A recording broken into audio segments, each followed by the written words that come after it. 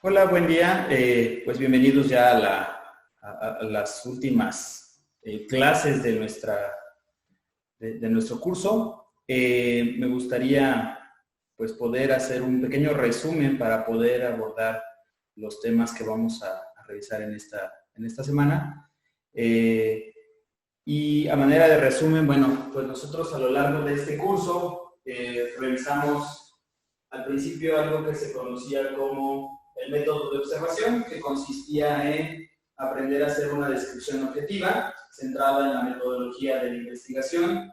Esto quería decir con una descripción física, actitudinal, comportamental, y bueno, después revisamos una parte que se conoce como el análisis caracteriológico. El análisis caracteriológico estuvo centrado en como la lectura del cuerpo, la parte del organismo y cómo esto pues influye todas las traumas o todas las vivencias que la persona vive a lo largo de su infancia repercuten en el tipo de cuerpo que tienen para que nosotros pudiéramos identificar los 5 pues, tipos de cuerpos diferentes que existían. También hicimos una entrevista con la madre, hicimos una entrevista con el niño, en donde era como la recopilación de datos de aspectos del entorno social y aprendimos a identificar lo que eran las evidencias escolares, cómo tenía que ver la parte complementaria, tanto la visión del niño en el aula, que podría ser una aplicación de una entrevista con la maestra, el poder recopilar alguna evidencia, como podría ser algún examen, algún trabajo, el poder hacer la revisión de algún cuaderno, de algún ejercicio o manualidad. Las técnicas proyectivas, que estaba centrado un poco en la autobiografía, en la parte de hacer un dibujo libre y poder entender más o menos cuál era el entorno emocional del niño. Realizamos el Children Perception Test, mejor conocido como el CAT de humanos. Junto con esto, bueno, entendimos un poco la importancia de la psicodinamia a nivel inconsciente y esto cómo se aplicaba en la parte de la evaluación a nivel emocional. Realizamos un instrumento que nos sirve para poder escala de Wechsler, nos sirve para poder medir la parte de la inteligencia. Realizamos el test de la Lauretta-Bender, que nos ayuda a descartar posibles daños neurológicos. Entonces quiero hacer énfasis en lo que estuvimos revisando. Creo que no se ve muy bien la pantalla. Voy a acercar un poco más. En lo que estuvimos revisando sobre ¿qué es la materia técnicas de intervención psicopedagógicas? La finalidad de este curso es que nosotros sepamos de qué forma podemos hacer una intervención. Y para poder saber hacer qué tipo de instrumentos o qué tipo de tratamiento podemos hacer, necesitamos pues hacer una evaluación en general. En un principio, yo les explicaba que para poder evaluar al ser humano, nosotros tenemos 3 factores importantes que influyen y que creo que en algún momento en clase ya se los había compartido. Y tenemos aquí factores psicológicos. ¿Cuáles son estos aspectos psicológicos? Son 2 cosas importantes.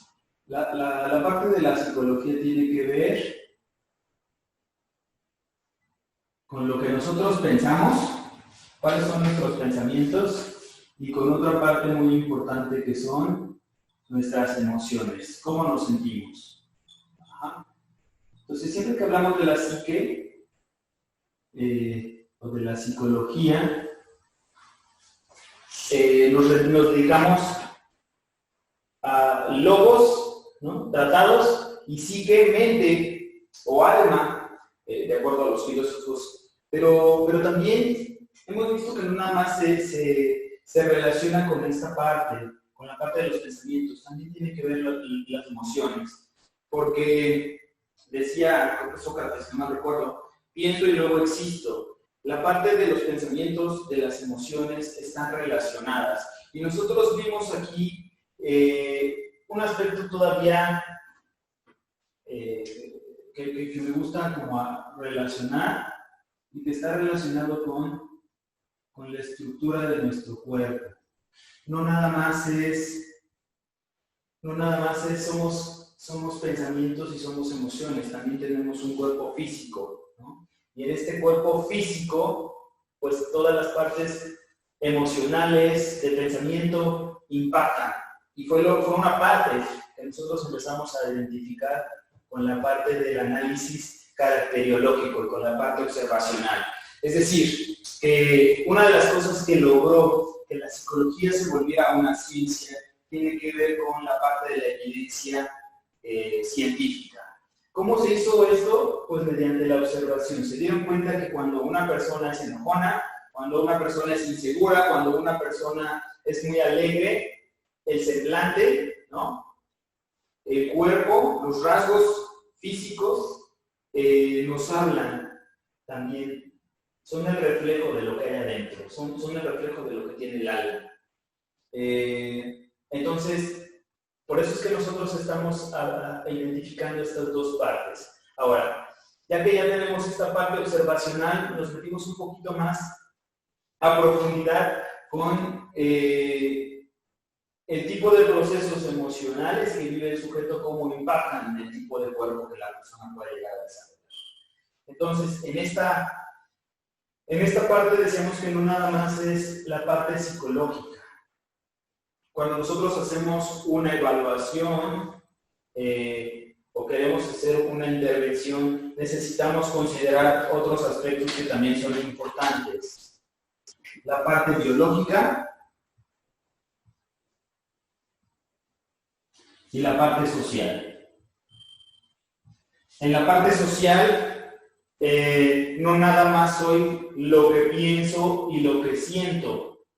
Cuando yo nací, yo ya tenía como una carga genética y esta carga genética se le considera las partes biológicas.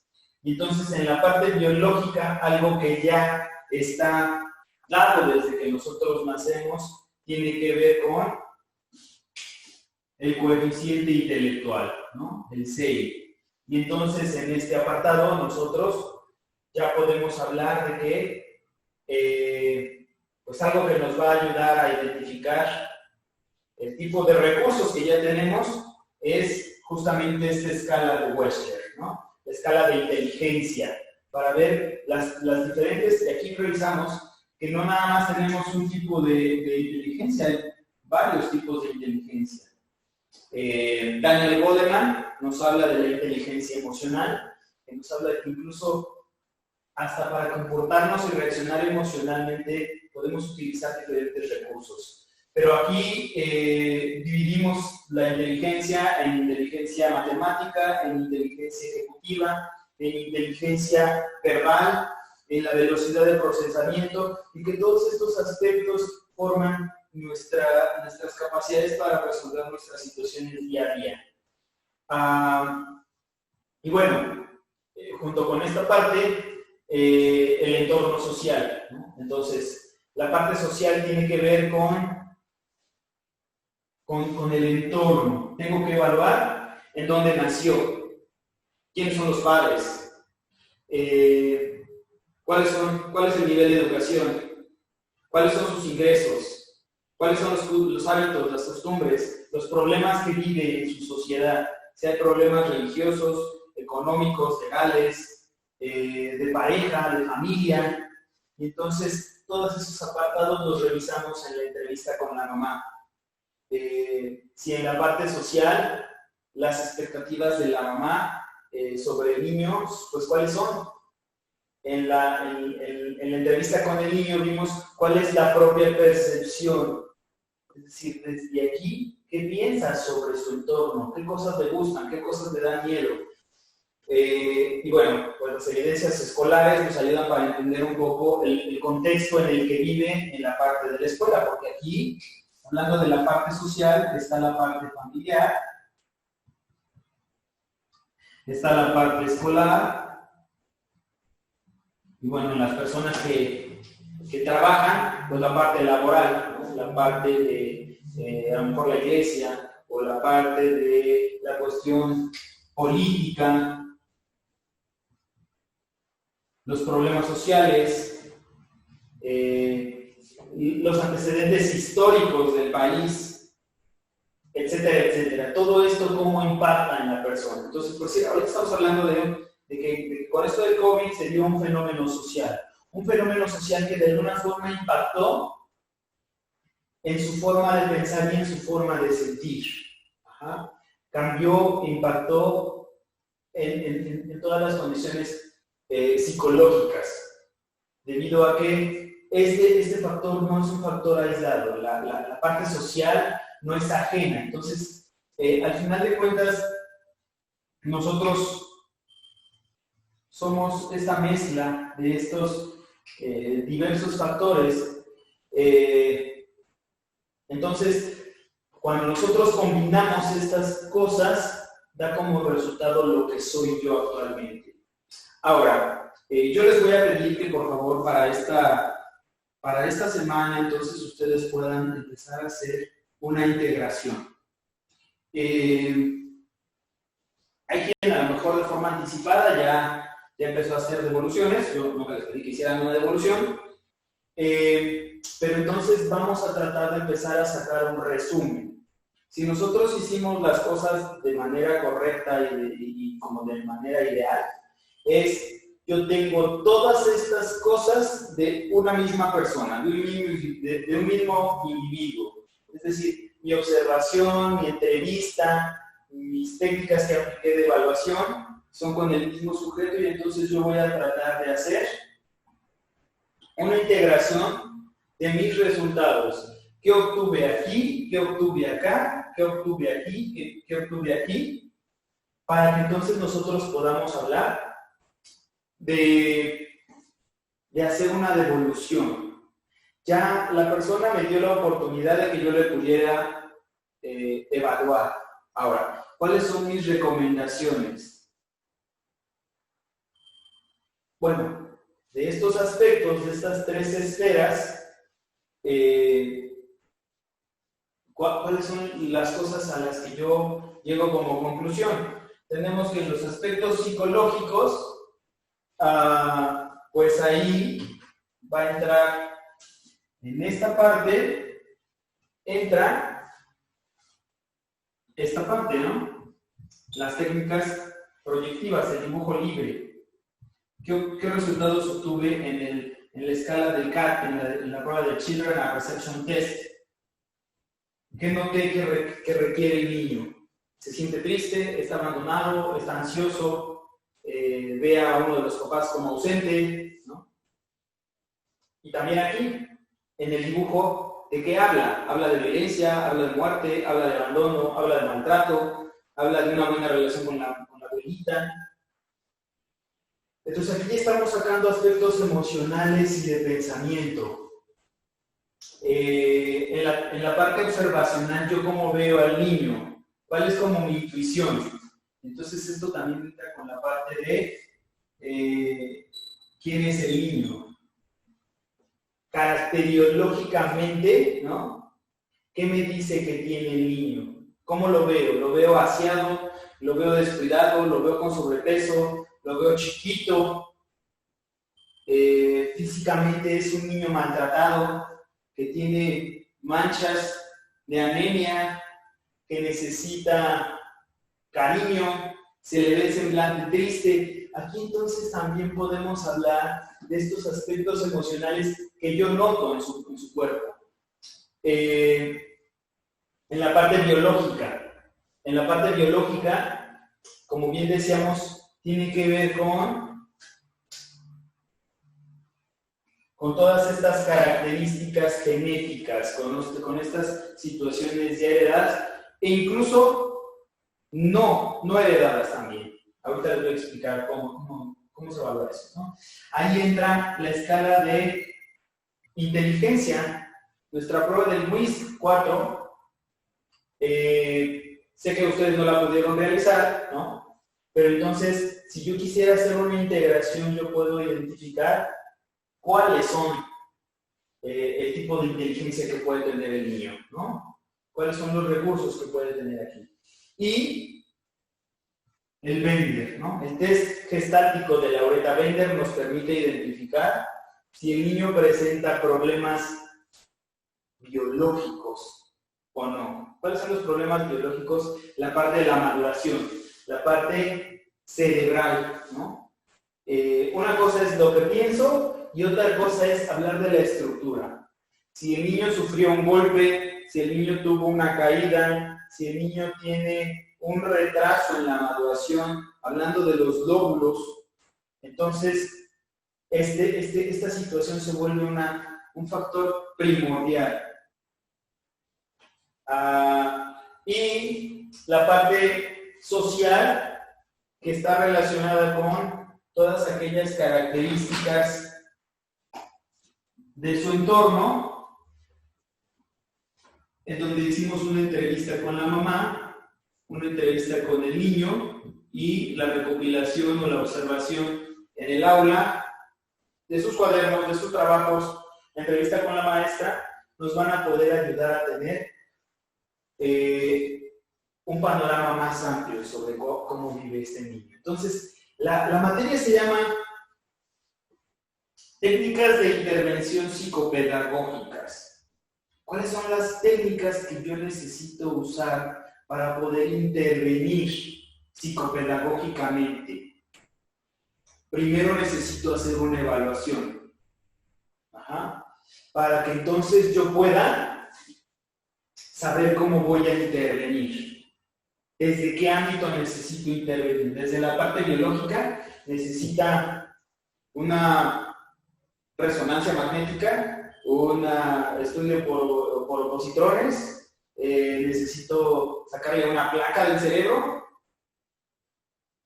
Eso no lo hago yo, esa intervención no la hago yo, esa la hace un neurólogo, ¿no? O la hace un psiquiatra, porque a lo mejor oye voces, tiene daños y el amigo imaginario no es producto de su imaginación, es producto de un tumor en el cerebro. El test gestáltico nos va a ayudar a determinar si eso tiene que ver con una malformación en el cerebro, con una cuestión biológica, o que no haya sido biológica, que haya sido una cuestión degenerativa en la evolución del cerebro. Si tiene que ver con un psicólogo, si necesita un tratamiento psicológico, si necesita en esta parte hablar de miedos, hablar de cosas tristes, hablar de situaciones que le enojan. Entonces, bueno, aquí yo ya podré identificar hacia dónde necesito canalizar. O la parte social, si lo que está mal son los papás, si lo que está mal es la escuela, si a lo mejor parte de lo que no le ayuda tiene que ver con la parte económica, con los recursos religiosos, o le hace falta leyes, ¿no? Políticas que le ayuden a estructurarlo mejor. Entonces, cuando nosotros hablamos de esta parte, de una intervención psicopedagógica, hablamos de un elemento sobre poder hacer primero un diagnóstico. ¿Cuáles son las cosas que yo intuyo que necesita? Y entonces, ¿a dónde lo puedo canalizar? En este momento ustedes todavía no tienen los recursos para poder hacer una intervención de esta magnitud, pero sí podemos aprender a saber a dónde lo canalizo. Si se dan cuenta, las herramientas esperadas en este ciclo escolar, en esta materia, es que ustedes sepan de qué forma pueden intervenir. ¿Cuál es la forma en la que pueden intervenir? Haciendo una detección oportuna y haciendo una canalización. Cuando yo identifico cuál es la necesidad y cómo se puede tratar, entonces estoy haciendo una intervención psicopedagógica. ¿Cuál es la parte psicopedagógica? La parte psicopedagógica es esta parte de la educación, de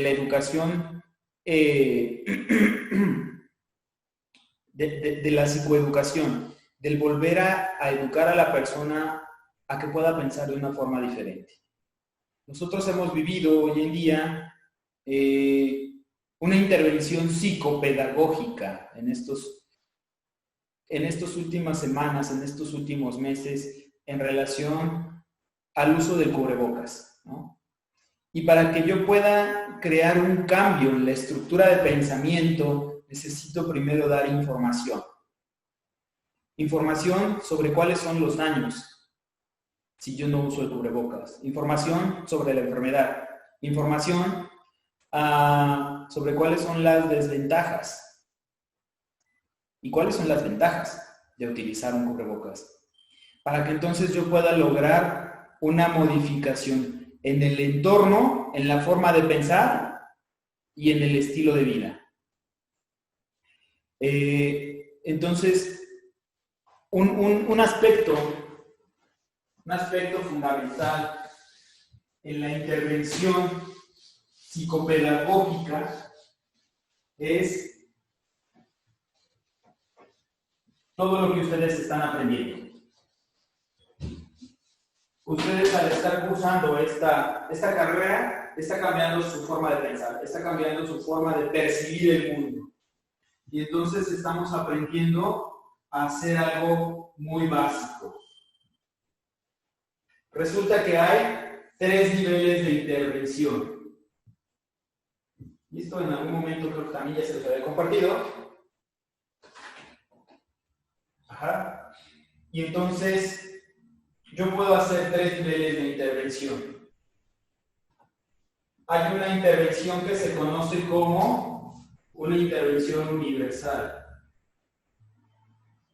Hay otra que se conoce como selectiva.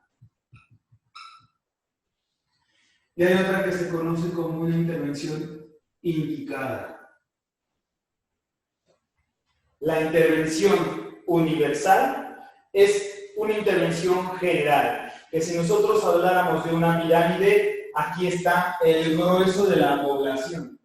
A todos les sirve esta información. Ajá. Y entonces aquí hablamos de la psicopedagogía. ¿Cuál es la parte de la psicopedagogía? Por eso se llama universal. Información que le sirve a todas las personas. Ejemplo, el lavado de manos. Aprender la técnica nos sirve a todos. Pero resulta que hay comunidades específicas en donde quizás haga falta información más profunda. Entonces, ya estamos hablando de una población selectiva. Voy a hablar de comunidades indígenas en donde están acostumbrados a lo mejor a nada más lavarse con agua, no usan jabón, o no conocen el alcohol, o no conocen el gel antibacterial. Y entonces la intervención que debo de hacer en esta comunidad, en una comunidad de la Sierra de Oaxaca, deberá de ser un poquito más fuerte.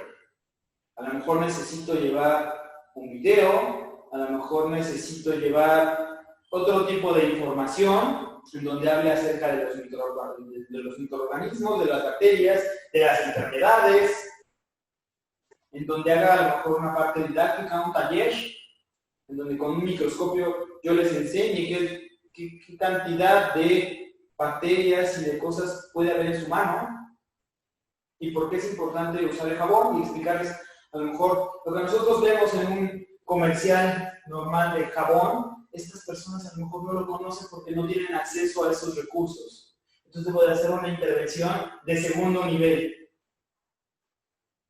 Y la intervención de tercer nivel es cuando esto ya rebasó. Cuando yo ya tengo a personas que están muriendo porque no saben utilizar, ¿no? En este momento, esta información no les llegó y entonces no se lavaron las manos. ¿Y qué pasa? Pues la gente se enferma, la gente muere, la gente tiene pues colonias de bacterias en su organismo que hace que pues empeore su calidad de vida. Entonces aquí ya se necesita una atención médica. Si nos damos cuenta entonces, las técnicas de intervención psicopedagógicas son técnicas de intervención que se conocen como técnicas preventivas. Ustedes van a evaluar en los diferentes aspectos del niño en qué necesita reforzar para que se pueda hacer una intervención oportuna y no llegue acá, ¿no? Entonces, algo que se conoce como técnica de intervención universal, se conoce como técnicas de primer nivel. Ajá. Y entonces, en este primer nivel, yo puedo evitar que las personas pasen acá. Cuando una persona ya llega aquí, ¿no? Entonces, mi función aquí es canalizar.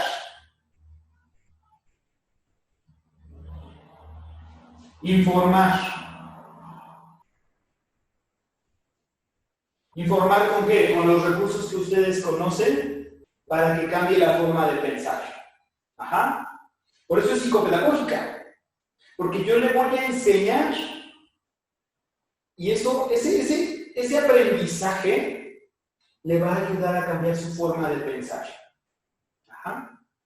Número 2.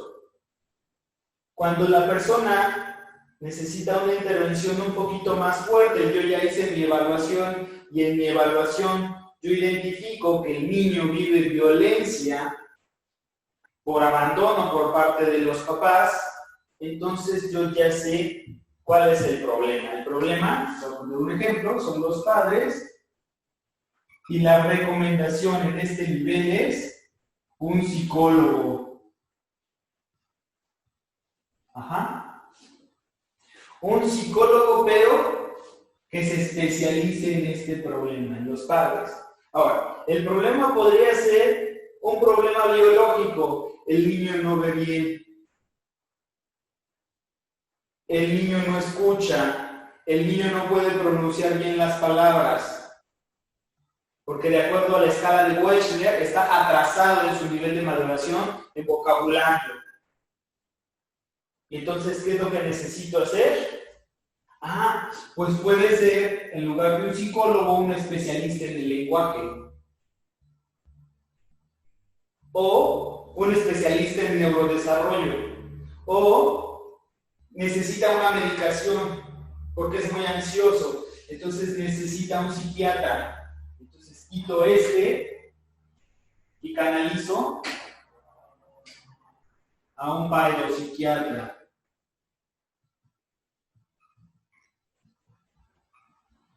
Fíjense qué importante es nuestra intervención aquí, porque yo soy el que lo está identificando y el que lo está canalizando. ¿A dónde lo voy a mandar? Si ustedes lo saben, el paciente menos. Nosotros debemos entonces buscar cuál es la clínica, en dónde queda, cuánto cuesta, cuántas veces a la semana va a ir, promedio, ¿no? Entonces, sí, y con este problema que tiene, ¿qué me recomienda? Pues mi recomendación es mandarlo a que se haga estudios, mandarlo con un neurólogo, mandarlo con un especialista, que lo cambie de escuela. ¿Por qué? Porque en ese entorno donde está haciendo bullying y los amigos están impidiendo que él se pueda desarrollar de una forma integral, que pueda ser feliz. Ajá. Y una intervención indicada es cuando esto ya es muy tarde y ya no funcionó. Resulta que aquí, porque yo no hice una intervención adecuada, entonces yo ya tengo un problema de una drogadicción.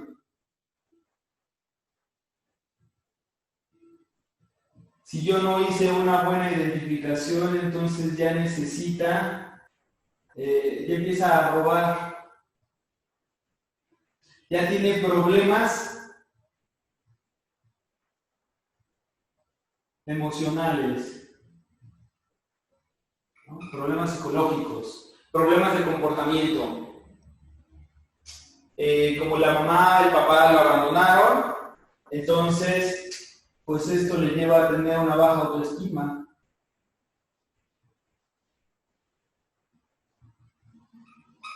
Esto lo puede llevar a un intento suicida.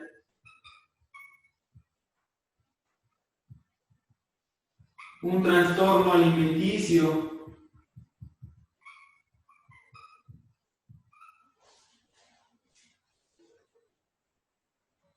Esto lo puede llevar a que no consiga un trabajo, a que repruebe un año en la escuela. Si nos damos cuenta, la mayoría de las personas, cuando van a terapia, cuando buscan un especialista, nosotros mismos vamos al médico cuando estamos aquí, cuando ya tenemos un problema. Si nosotros habláramos de la parte preventiva, ¿a poco hacen un chequeo cada 6 meses y van al médico sin necesitarlo? De forma preventiva. ¿A poco se hace un estudio de sangre para ver cómo están sus niveles de eritrocitos, de leucocitos, ¿no? No nos hacemos estudios. No vivimos en una cultura preventiva. Normalmente vamos cuando ya empezamos a detectar algunos problemas. Y algunos ni siquiera aquí. Esperamos a que esto empeore para que cuando estemos aquí, entonces es cuando ya acuden a nosotros. Pero estamos aprendiendo a hacer una intervención oportuna. Una intervención que nos va a ahorrar dinero, que nos va a ahorrar tiempo, que nos va a ahorrar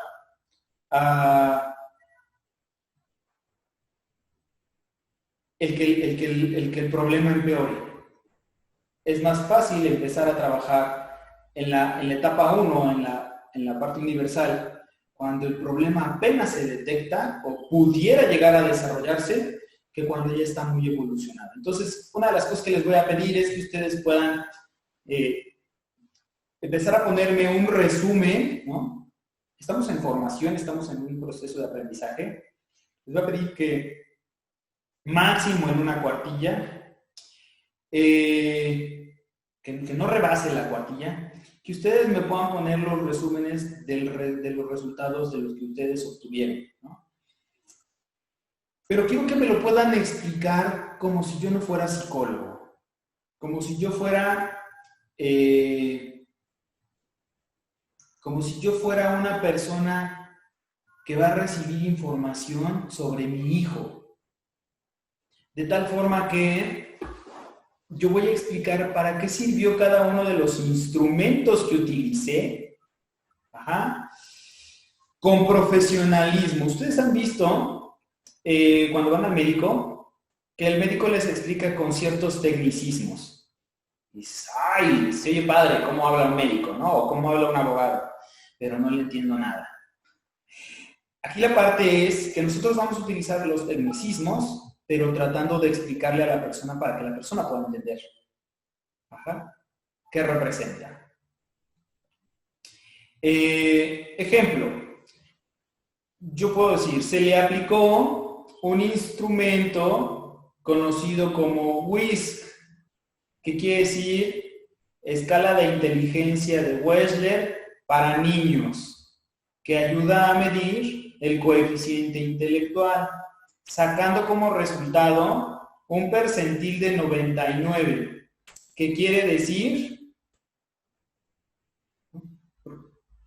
porque a lo mejor yo digo, bueno, sí, 99, 29, 0, pero ¿qué quiere decir eso? Bueno, pues quiere decir que es un niño brillante en su inteligencia.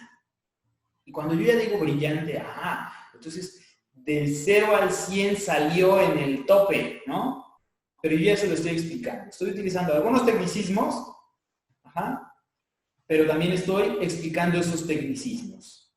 ¿Qué es el coeficiente intelectual? Es el grado de inteligencia. Y el grado de inteligencia se divide, acuerdan en esta prueba que nosotros realizamos en 5 subpruebas.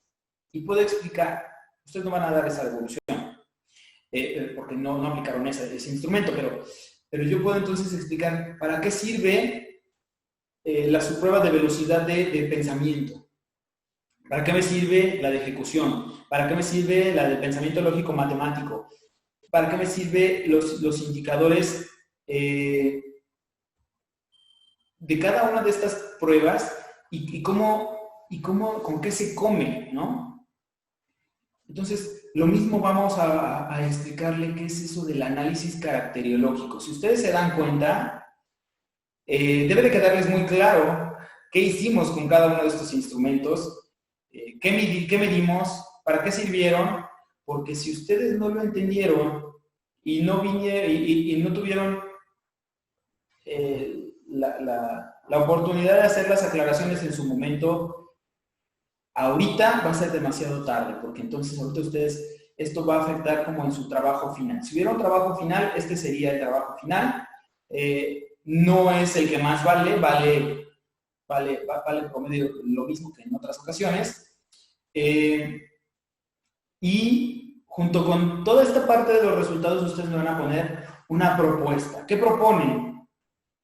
Bueno, si el niño estuviera muy bien, pues a lo mejor no necesita nada. A lo mejor no necesitamos hacer ninguna intervención. Ahora, si este niño sale con un CI brillante, pero el entorno es pobre, ¿no? A lo mejor puedo se recomienda que este niño se le pueda empezar a exigir más, se le pueda meter a clases para que desarrolle una habilidad artística, para que desarrolle un deporte, para que desarrolle y para que lo potencialice, porque hay muchas personas que puedan tener muchos recursos, intelectualmente hablando, pero el entorno es pobre, ¿no? O al revés, el entorno es muy rico, pero el niño tiene pocas capacidades. Entonces, a veces hay que aterrizar también a los papás con este tipo de resultados. Ustedes estamos practicando, estamos en los primeros pininos para que practiquemos cómo hacer una devolución. No hay una devolución incorrecta. Solamente hay devoluciones que se pueden mejorar y que se pueden pulir. Entonces, yo quiero leerlos sobre sus propuestas, sobre sus resultados. Cuando yo lea sus trabajos, muy probablemente los voy a retroalimentar y les voy a decir cuáles son las áreas que ustedes tienen de oportunidad. Entonces, con esto nosotros vamos a concluir ya la parte de nuestras clases de forma pues ya formal, ¿no? Yo muy probablemente me voy a tardar un rato, yo pienso que alrededor de 2 semanas en revisar este trabajo para podernos retroalimentar como se debe. Yo les voy a poner ahí en la descripción cuánto va a valer este trabajo y bueno, ya nada más la última parte del cierre nos dedicaremos a la parte administrativa, lo que corresponde con sus calificaciones, con la parte de sus promedios finales. Si hubiera algunas aclaraciones, bueno, pues me dedicaré a hacer esas aclaraciones en tiempo y forma. Es importante que si nosotros identificamos que necesita atención selectiva, atención del segundo nivel, nosotros no la vamos a hacer, nosotros lo vamos a referir. ¿A dónde vamos a referir? Bueno, pues podemos referir y podemos buscar en internet diferentes instituciones para que cuando nosotros pongamos esta hoja de resultados, vamos a hacer una devolución doble. Vamos a hacer una devolución escrita, que es la que ustedes me van a entregar, en donde va a traer toda la integración de los resultados, va a traer la canalización, si es que recomendamos una canalización a aquel lugar. Entonces yo ya puedo poner DIF de tal municipio, en tal lugar, el horario de atención es de 8 a 4 de la tarde, de lunes a viernes, y los teléfonos y la dirección. El costo es de 70 pesos. entonces yo ya estoy haciendo una canalización indicada. Al final es importante que esta hoja, no para mí, para la persona a la que va a hacer la devolución, que pueda llevar el nombre y la firma de ustedes y la de la otra persona también. Recibí hoja de canalización, que pueda poner la mamá su nombre completo, la firma y la fecha en la que está recibiendo la hoja. ¿Por qué?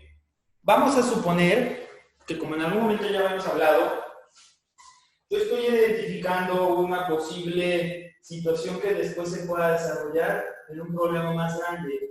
Algo que a mí me respalda es la hoja con la firma de que recibió, y yo me quedo con un acuse, yo me quedo con una copia de la hoja que me valida, que entonces estoy poniendo atención y que estoy canalizando de forma oportuna. Yo no estoy trabajando con la problemática porque todavía no tengo esas herramientas, pero sí estoy haciendo una canalización, sí estoy mandando a un lugar y le estoy dando algunas alternativas a la persona para que pueda,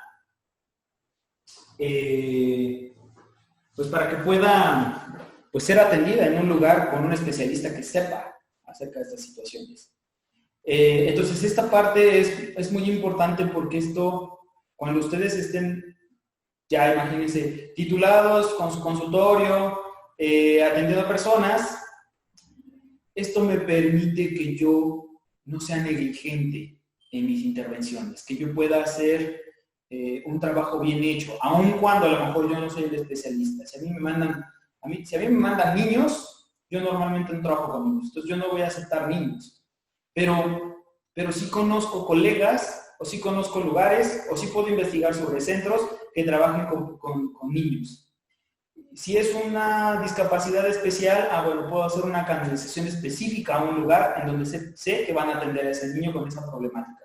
Yo no sé trabajar situaciones de problemas de lenguaje, o yo no sé trabajar problemas de motricidad. No lo sé, porque no lo sé todo. Mi especialidad son las adicciones.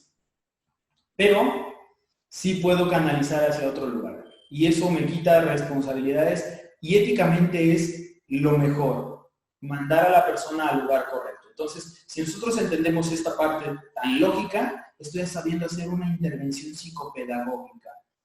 Estoy sabiendo hacer una intervención lo más básica posible de forma oportuna. Bueno, pues espero que con esta parte nosotros hayamos podido entender qué es lo que tenemos que hacer. De todos modos, pues si hay alguna duda o hay algún comentario, pues quedamos pendientes, quedo yo pendientes con ustedes y me pueden poner alguna nota o me pueden escribir como lo han estado haciendo. Les agradezco por su atención y pues muchas gracias.